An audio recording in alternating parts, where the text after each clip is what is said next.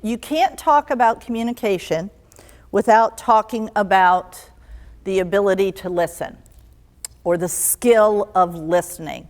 And there's a lot of different ways that we can look at listening. And there's different terms that show up when we're talking about listening. For instance, if we were to kind of level it up, there's hearing, which is what we do kind of on autopilot when we're in a room, we're in a space, we're in a conversation. There's other sounds that are kind of going on all around us, and our brain is processing those. It hears them, it already has a file on them. If it's a new sound, we might ask a question, but it's just that ability to hear something and pick a file for it. Now, then we can go into what's known as listening, which is me engaging most of the way, and using my brain and my mind, but not at the fullest level. The fullest level is known quite often, or most commonly, as active listening. Active listening. And active listening is the ability to involve my mind, my brain, and my heart. It includes empathy while also using the files that I have in my head, in my mind, and my brain to filter those things through. So those are some common things around the idea of listening. But what I want to talk about right now is that ability to level up, to choose intentionally to level up our listening ability. What do I mean by that?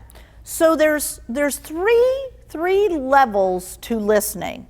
The first one is internal, and we've talked about in a lot of our other videos about how there's a lot of internal conversation going on in our head.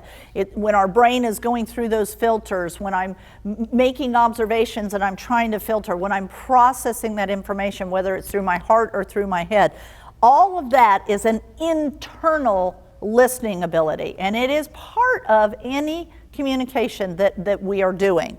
So a short version of that, or the easiest way for me to remember, is that's an I-centered listening. I-centered listening, okay? There's nothing wrong with it. It's perfectly healthy.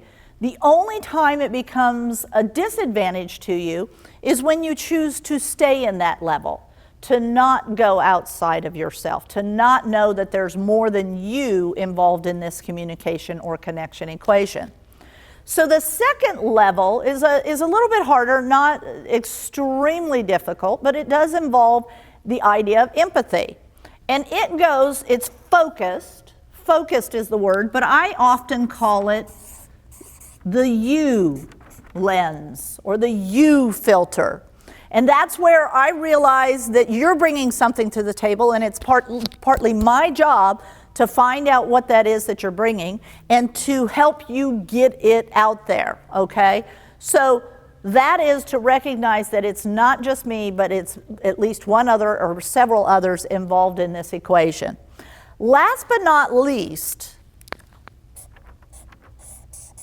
is a we lens. And a we lens has to do with the idea of global. The fact that even if it's you and I working on something, that there will be others affected by it. So think of it in terms of in an organization. So this is me doing my job at the internal I level. The focus level is you and I, perhaps my team, it might be several others. This is rather team focused. And we're you-focused, and we're using empathy to help each other all show up as our best self. But ultimately, where do we want to go? And ultimately, what is success? Success is that global, that using that filter that has to do with my organization as a whole. You can even take global further than that.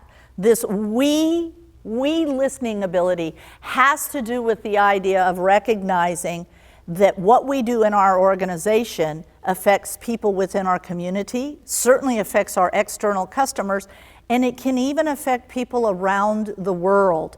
The idea of we is to recognize that one drop in that pond has many, many ripples and has effects far-reaching.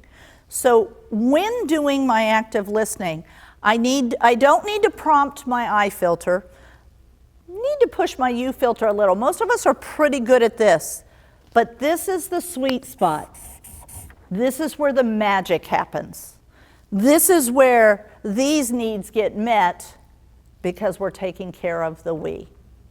Thanks.